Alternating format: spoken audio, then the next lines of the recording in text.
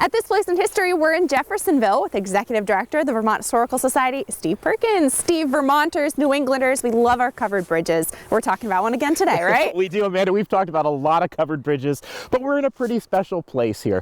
Very specifically, we're in Cambridge Junction in the village of Jeffersonville in the town of Cambridge. Got it. Does that make sense, right? Yeah, I gotcha. Okay.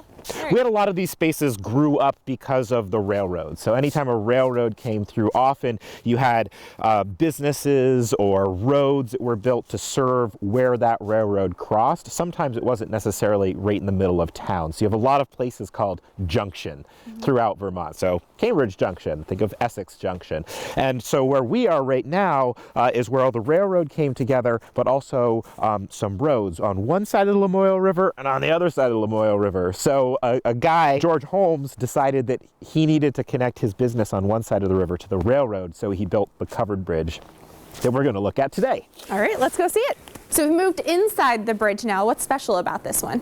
So this is a different kind of construction. We've looked at a number of bridges on this program, and many of them have been what we call the town lattice truss construction, which was really easy for people to build, kind of the layman builder to put together. This bridge construction is called a Burr Arch Truss bridge. So it was invented or patented by Theodore Burr way back in 17, but he actually developed it in 1807. And it combines the idea of an arch bridge, like you think of a stone bridge that has arches on it, with what's called a king post truss, which is how early houses, post and beam houses, were built. And you can see that structure really easily on the inside of these bridges. So all of the bridges built in Cambridge were built in this style. So right behind us here is the arch. So rather than building the arch out of stone, the arch is built out of wood.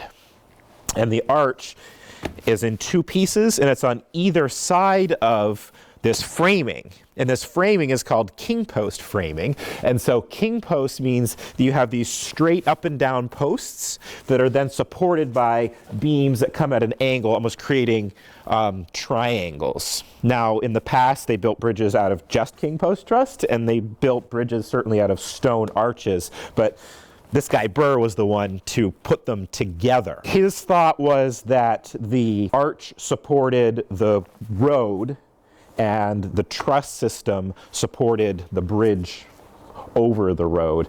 I think there's a lot of debate with engineers now over which is which, but both of them support you and keep you from falling in the water. So fun fact for the day, at 135 feet, this is one of the longest Burr Arch Truss spans in the United States. At this place in history.